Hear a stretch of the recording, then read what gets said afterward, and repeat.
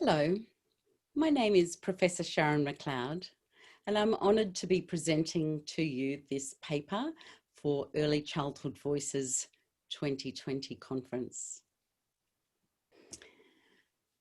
My paper is called When a Speech Sounds Learned Across the World, and I'm presenting it on behalf of both myself and my colleague, Dr. Catherine Crowe, who is from both Charles Sturt University in Australia, and she's also from the University of Iceland.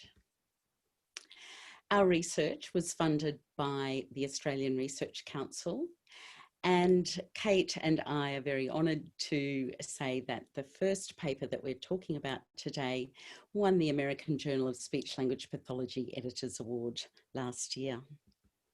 I'd like to say thank you to the Wiradjuri people for letting us share your land. We promise to look after it, all the people and animals too. Hello wind, hello sky, Hello, friends. Thank you, children.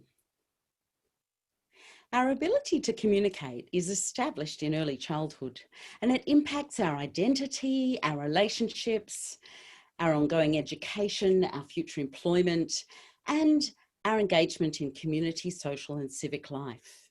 It's strongly associated with literacy outcomes, and many people think about children's communication skills when they're considering children's transition to school and the beginning of literacy. Across the world, there are over 7,000 languages, and Australia is one of the most diverse multicultural countries in the world. 49% of Australians are either first or second generation Australians. 21% speak a language other than English at home, and there are over 300 languages spoken. There's limited information about communication expectations for children who speak languages other than English, children who are monolingual or multilingual throughout the world. My team aims to make a difference in the lives of children, gathering evidence from across the world, and we're grateful for support from the Australian Government's Australian Research Council that has funded some of that travel and work that we have been able to do across the world. Today we're going to talk about 3 reviews of children's speech acquisition. The first review is about children's consonant acquisition. It's a review of 26,000 children speaking 27 languages. The second is a review of 18,000 children acquiring English in the United States of America. And the third is a review of 4,000 children speaking 14 languages in 14 different countries. Now, I realise some people are busy, so this is the final slide in case you have to finish this presentation early. You will find out that across languages, 5-year-old children can pronounce almost all consonants correctly. There are only a few difficult consonants in languages such as English, such as zh, and th or th, the th sounds, that children learn to produce after the age of 5. Children can produce about 93% of their consonants correctly and 98% of their vowels correctly by the age of 5. 5-year-old children are usually to always intelligible. That means they're easily understood even by strangers. And if you're concerned, please contact a speech language pathologist or whatever they are called in your country. And here are some examples on the slide. Now, if you've got time to stay for a little longer, I'll tell you how we got to that point. So review 1, we actually analysed children's acquisition of consonants across 27 languages. This paper is published in the American Journal of Speech Language Pathology, and there's free access to it. So we used 3 sources to identify the studies: a systematic search of 13 databases, a database that I was able to collect over 10 years, and we drew on the International Expert Panel on Multilingual Children's Speech. We found 64 studies that described 60 papers and undertook reliability to make sure our coding was accurate. These are the 27 languages that we studied, and we had a total data set of 26,007 children. Each study ranged in size from a size of 10, which was our minimum cutoff. There are many more studies of fewer than those children, up to one study of 7,602 children. What we found was across the 27 languages, 75 to 85% of children could produce these consonants by 1 to 2 years 11 months of age, or by 3 to 3 years 11 months of age. Now, if you're not familiar, these symbols are from the International Phonetic Alphabet and stand for different speech sounds. And across this table, all the sounds that your mouth can make that are pronounced across the world are included. The non-pulmonic sounds are the sounds that are clicks, like type of sounds. We found that by 4 years, 11 months of age, across the 27 languages, almost every single sound was produced correctly. Only a few sounds remained.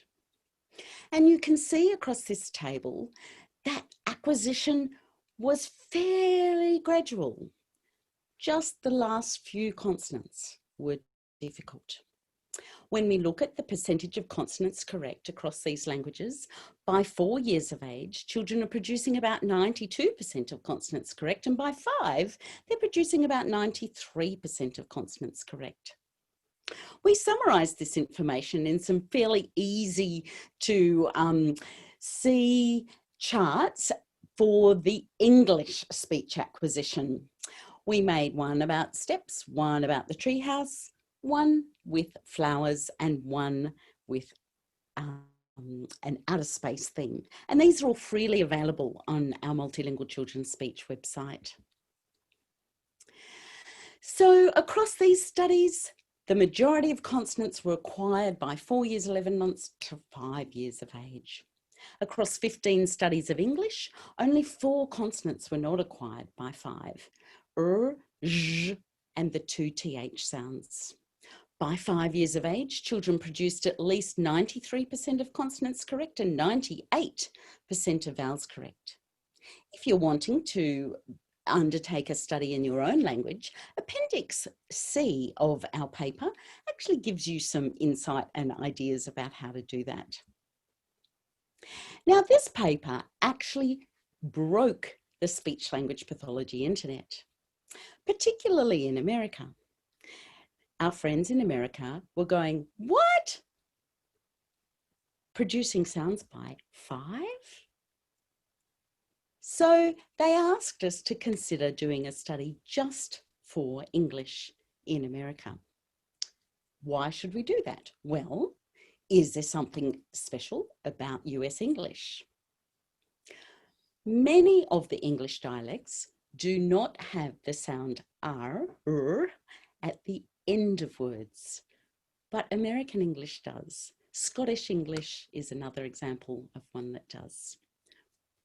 But dialects such as Australian English and English and New Zealand English and so forth do not.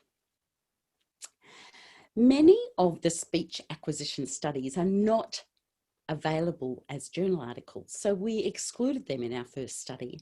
Most are available in assessments, and you have to buy these assessments to access the normative data. So we were able to find more data. Speech acquisition norms in the US are actually used for eligibility for funding. So it's very important to understand what is available. And is there something special about children in the US? We're not sure. So we took this on board. So review 2 is an analysis of children's acquisition of English consonants in the US. This also has been published in the American Journal of Speech Language Pathology, and also you have free access to download this study. This time it's Crowe and McLeod. We switched our names to make it easier for people to find it. So our search study we used 4 strategies. We used 6 of the studies from McLeod and Crowe that were included. We took away 1 that only used 100% criterion. We looked at 12 databases and Google Scholar and found no extra studies, but then we found 9 extra studies in test manuals. These are the included studies, and so we're able to get a total data set of 18,907 children with a study sample range of 147 to 5,515. And again, we found very, very similar results. So the 75% criteria, the children were learning their speech sounds very early, between 2 and 3 years, 11 months.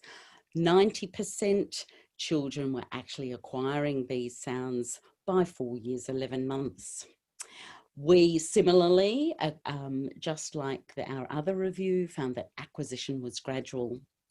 In fact, if we use the Schreiberg concept of early, middle and late, we found that we had the early 13, the middle 7 and the late 4 consonants that were produced across these studies.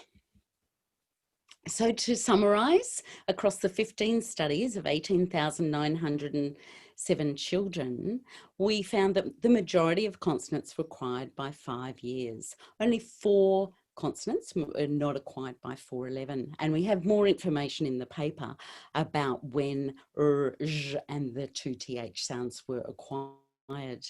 Children in the US actually learned some consonants earlier compared to English acquisition in McLeod and Crowe. So we created some more diagrams that could be used, and you're able to download and put on your walls. You will notice that there are actually more consonants in the 2-year-old section taken from the 3-year-old section, but otherwise it's exactly the same as across the world. So we found that in the US, the data was showing that children were acquiring some sounds a little earlier. Here's another example of our comparison, and you can see the US one has the US flag on it. And on the back side of these, we also have data so that you can look at that acquisition over time for each consonant. So the take-home message for study 2 is that consonant acquisition is not all or none. It is gradual. Milestones are important to think about. And also that if you're in the US, the IDEA requires additional data. You need to consider the whole child and more than just this information. So now we get to review 3, looking at children's intelligibility across 14 languages. This paper also has free access and was published in the journal called Speech, Language and Hearing a little earlier this year. We developed back in 2012 a parent report measure called the Intelligibility in Context Scale. It's a parent questionnaire that has 7 questions. It's available for free across 60 languages from this website, or you can just Google Intelligibility in Context Scale. I analysed the intelligibility and context scale studies that had been undertaken by myself, members of my team, and people outside of my team across 18 studies. Across these 18 studies, it included 4,235 children from 14 countries speaking 14 different languages, and the languages are listed here. We found cross-linguistic evidence for using the intelligibility in context scale as a primary screening tool to identify which children require additional assessment. We also found that across these studies, across a range of languages in a range of countries, 4 to 5-year-old children are usually to always intelligible when talking to others. So, getting back to that slide of what is the summary, across languages, 5-year-old children can pronounce almost all their consonants correctly. The difficult consonants are and j and th. They can produce about 93% of consonants and 98% of vowels correctly, regardless of what language they're speaking. And they're usually to always intelligible, even to strangers.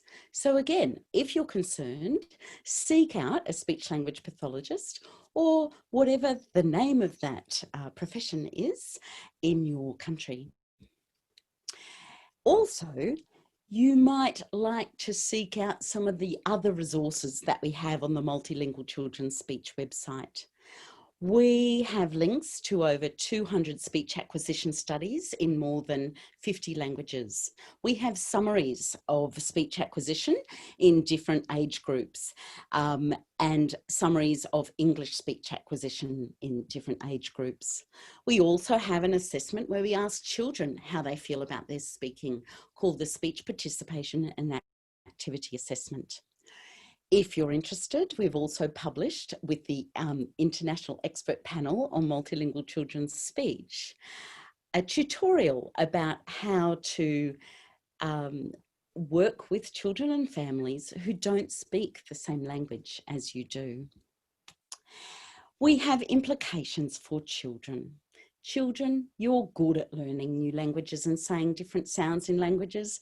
Keep learning as many languages as you can, even if it's a little bit difficult for you. Families, most 4 to 5-year-old children are intelligible and can produce more than 90% of their consonants correctly. So when you're looking at your children heading to school, keep them learning all of their languages, and if you're worried, contact a professional. And practitioners, there's a lot of useful information for you on the Multilingual Children's Speech website. It's all free. Thank you very much for attending this conference and for listening to this presentation about when a speech sound's learned across the world. Enjoy the rest of the conference.